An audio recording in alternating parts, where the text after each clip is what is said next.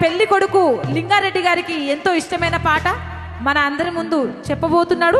కమాన్. నాదే దెక్కలేసు గొలుసు నీ పక్కన పడ్డాది లేదు చూడవే పిల్ల నాది నక్కిలేసు